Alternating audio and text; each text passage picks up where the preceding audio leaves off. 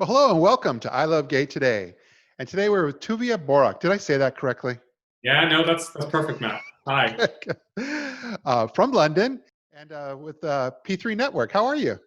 Yeah, I'm very good. Happy Tuesday. How are things Oh, going? very good.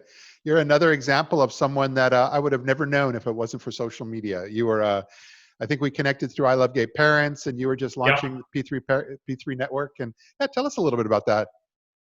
Yeah, so the P3 Network is the only non-traditional families charity.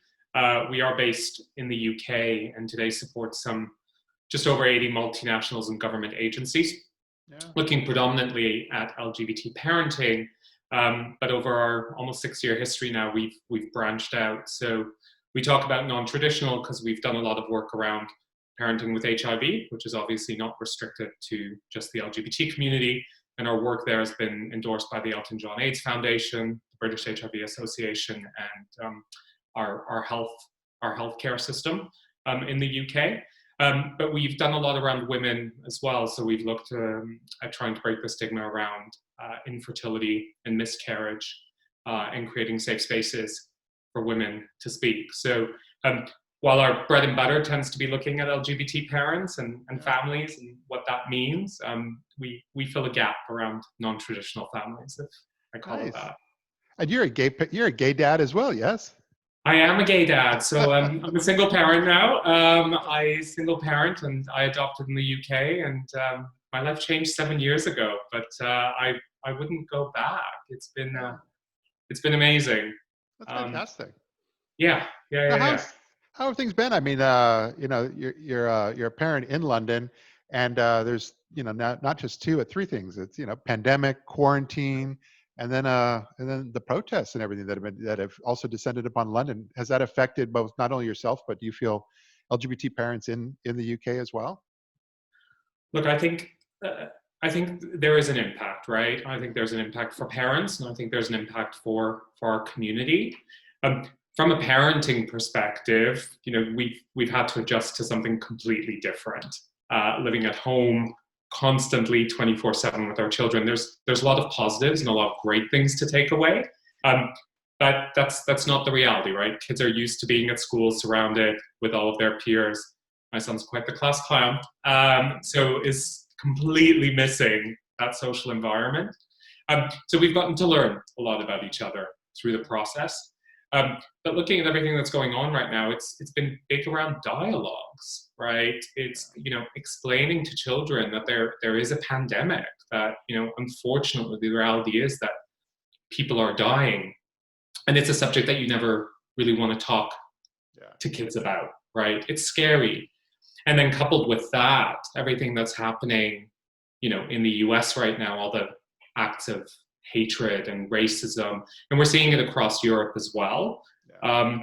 It's tough, particularly in light of the fact that it's Pride Month, and normally, we'd be getting ready with our glitter and our balloons and everything else, and attending a whole host of Pride celebrations. Yeah. Yeah. No, this has been the most interesting Pride Month. I think will go be on record for all of us that just all this hit just right before, and I think one of the things that I look at though is just that it's interesting today where over 25 years ago when the internet comes along, we were connected, we were globally connected, we could Right. there was a way of reaching out, but we weren't really communicating that well. We were just connected. But over the last 10 years or so, things have really shifted. We're now with social, with mobile, with the video that's taken from mobile onto social. We're communicating in a way that's like unprecedented. And I think that's also, I find that interesting that that's not only how we met, but also how so many people in Europe and so forth are seeing what's going on in the US and having a reaction to it as well. And rightly so. I mean, we're also seeing all the prides all around the world go Yeah. virtually, right? Yeah. And if I think about what Pride normally is, yes, normally it's a celebration for us, but it kicks off a whole month of visibility, Yeah. right? Which we're seeing even more now across socials. And it kicks off conversations, Mhm. right? About all of the rights that we didn't have, how far we've come, and how far there's still to go. And I think now more than ever, seeing everything that's happening in the US and then seeing also what's happening in Europe and Poland with the LGBT-free zones, Yeah. it's making us really take a step back and realize that the world is not that great a place. And when we think about equality and just humanity, it's not a great place right now. And all the more reason for us, especially during Pride Month, when we'd normally be celebrating, I think for our community to come together with all other communities, because if any community is targeted with so much hatred, it affects all of us. Yeah. But I think seeing so many people come together, I think that gives a lot of us hope that, wow, I'm not alone in this. Or even though I see it on television and I know other people feel like I do, but all of a sudden when you're actually hearing the direct voices from people, and if it wasn't for social media, I wouldn't know that you all took a slave trader statue and threw it in the river. It's just, but so many images and so many videos. Not just the video that that went viral and inspired the latest protest, but all the other videos of whether it's police reactions and looters and what makes up some of the vast majority of folks, which are peaceful protesters. All of that has come through, I think, in a way that allows us to feel not only more connected, but also feel like, oh wow, like I said, I'm not alone.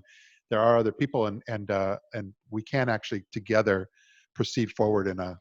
As I was saying even before we started this, I'm an optimist, so we'll get there, but it may be a bumpy ride along the way. I think what you pick up on is the fact that we are connecting, right? And across the pond, we're able to have conversations now, despite the fact that we're not in person, and to show solidarity the way we are doing. And I think that is amazing that you are seeing people all around the world stand up and use their voice, right? I believe everyone can be an agent of change, and you don't need to be out there on the front lines in a protest. You can use your voice by educating other people, by starting to challenge and asking questions, and to kick off dialogues that are really necessary to help educate and discuss and make people realize that things are not okay right now and things need to change. Well, I agree, and I'm looking forward to seeing where things go. And I was supposed to be in London in September.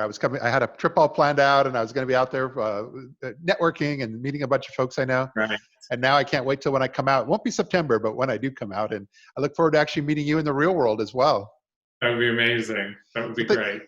Thank you so much for being here with us. No worries. Thanks so much for taking the time and giving me the opportunity. Absolutely, and look forward to seeing you soon. Have a great one. We'll speak to you soon. Bye.